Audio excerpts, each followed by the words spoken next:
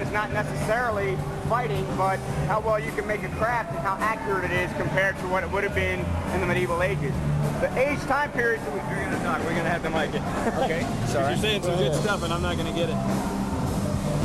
Man out of wind. Okay, what kind of events do you? Primarily the most visible of the fighting events, where the armored and qualified fighters go out and compete for a prize or even a position in the leadership. Every 6 months, depending on what kingdom you're in, you have what's called a crown list. It's a list of names for those fighters that are authorized or invited to compete. The winner becomes the prince, and then eventually the king, and he gets to make the rules for the next 6 months. It's an all-volunteer society, so if you don't like what's going on, you don't have to show up. Other types of events will be arts and science events, where we will research a certain craft or science. Armor making would be a science. Crafts would be clothes making, food making, exactly the right recipe the monks would use, or some sort of kitchen would have used back in the medieval ages. We say medieval ages, but it's a very generic term. We range anywhere from the Roman Empire on up to the Renaissance period. So you've got everything from guys in tunics to women running around with the big cleavage hanging out in the Renaissance outfit. So we cover the whole spectrum of different types of events. How would a person go about getting involved?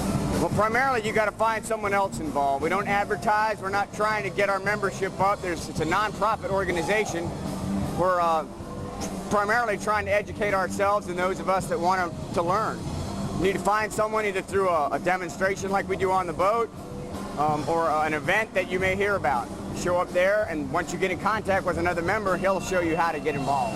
What's the hardest part about getting started? Getting started fighting, getting your armor together.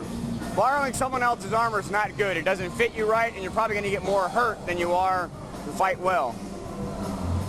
How long does it take to reach any kind of survivability in fighting conditions? Well, just on the ship with some practice, you can see when the guys come out, some of them look totally clueless.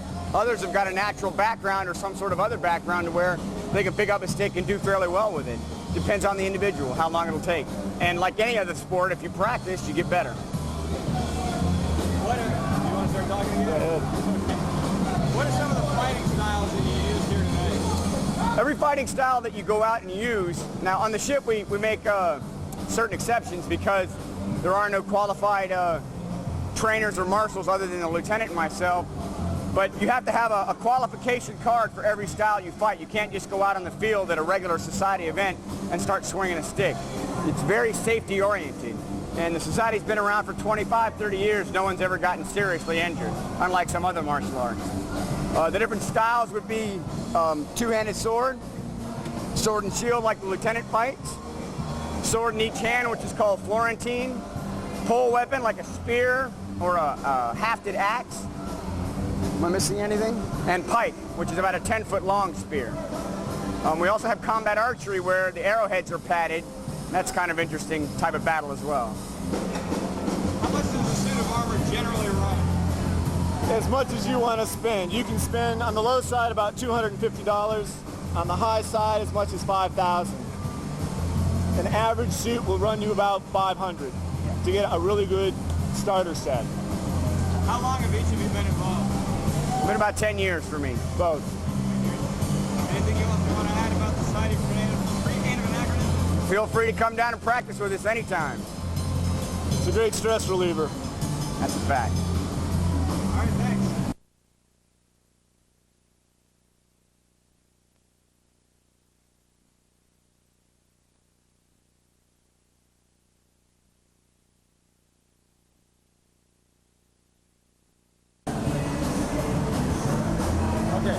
That you joined the society mainly to learn things. What are some of the things that you've learned that you've been able to carry over in your daily life? The Society for Creative Anachronisms is based on a philosophy of honor and chivalry for all people. We try and recreate the Middle Ages, not as they were, but as they should have been. Where honor, courtesy, and chivalry are given to everybody from the lowliest peasant to the highest king. And I try and carry that over into my mundane job in treating everyone with courtesy and professionalism. Goal or fantasy that you guys have in conjunction with the SGA? I want to be king. Far Eastern? It's pretty much every fighter's dream. Fight in a tournament and get to make the rules for 6 months. There's nothing more exhilarating than leading an army of 1,000 fighters onto a field against another 1,000 people all at one time. And what happens if you're the king and you lose that battle? People remember. Try losing the Super Bowl.